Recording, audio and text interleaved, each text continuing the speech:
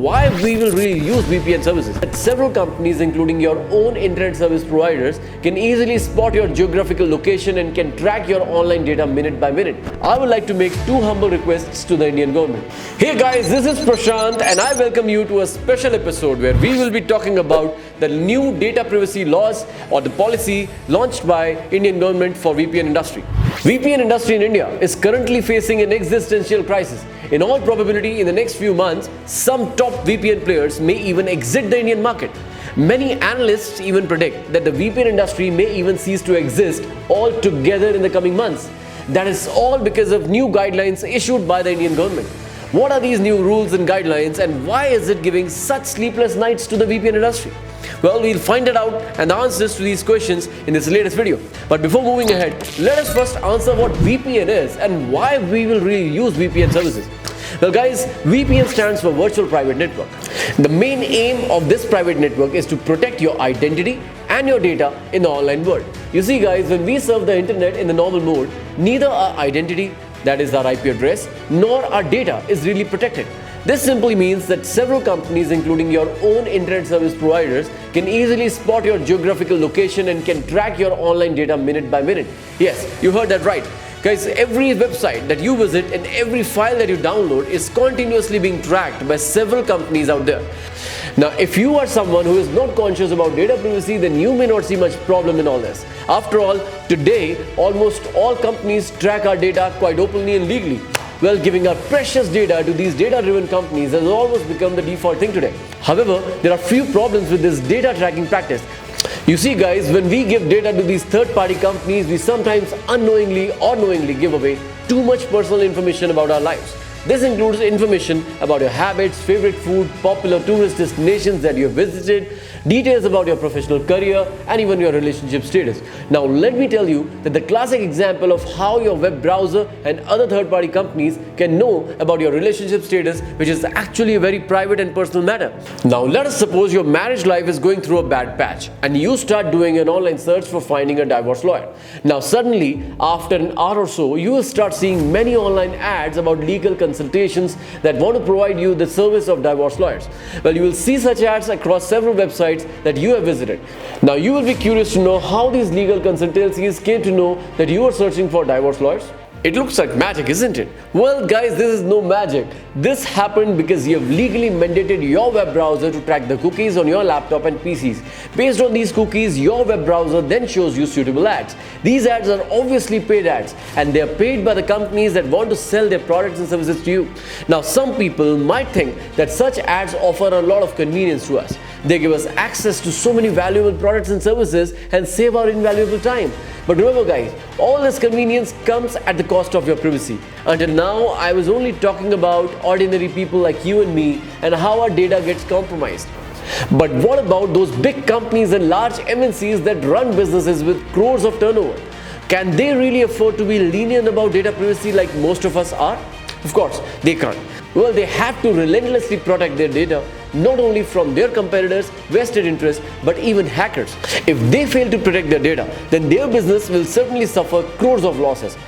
So you see guys, if ordinary people like us and big companies are serious about protecting their data, then the best option for them is to opt for VPN.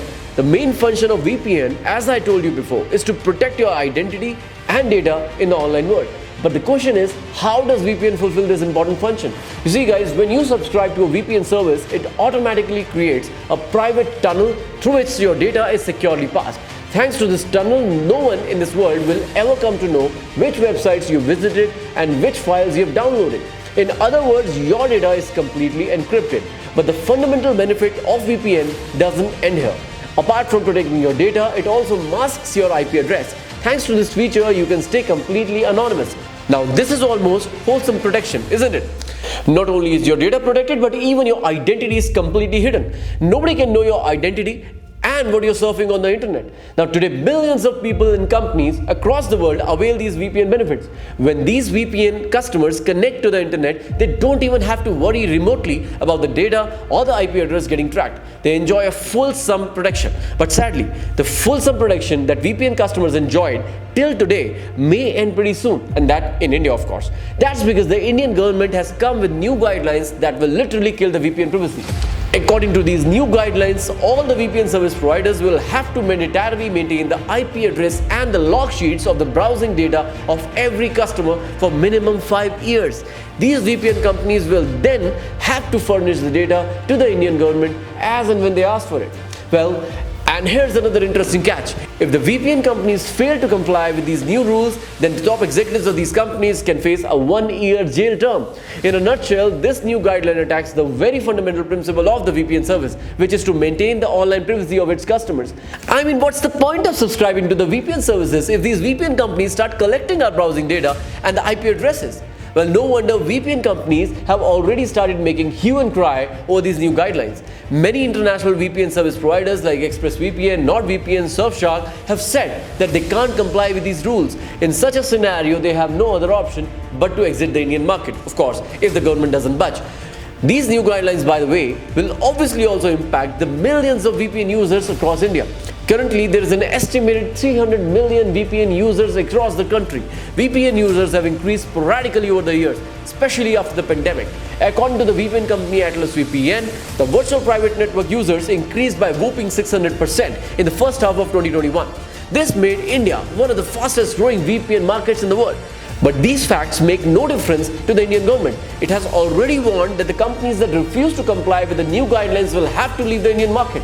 This simply means, guys, that the future of Indian VPN industry certainly looks very bleak. In all probability, Indian customers will have to say goodbye to the VPN privacy. But this brings us to the next question, which is the final part of this video.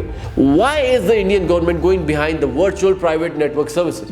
What is it about the virtual private network companies that is making the Indian government nervous? Well, the answer to this question lies in one word, and that one word is cybercrime. Yes, you heard that right, guys. Cyber criminals excessively use VPN services to carry out online criminal activities. This important fact was sharply highlighted by a parliamentary standing committee. According to this parliamentary standing committee, most of India's cyber criminals are using VPN services for committing online crimes. This is actually an ironic situation. That's because one of the reasons people use VPN services is for protecting their data against hackers and cyber criminals. But the fact of the matter is that large number of these hackers and cyber criminals themselves depend on the virtual private network for committing serious cyber crimes. Now, cybercrime can be classified into various types. This includes online financial fraud, which includes stealing your bank and credit card details, stealing business and corporate data, which can cause enormous financial loss to the company.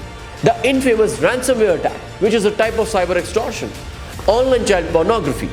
Identity fraud, which happens when a hacker steals your personal information for malicious purposes.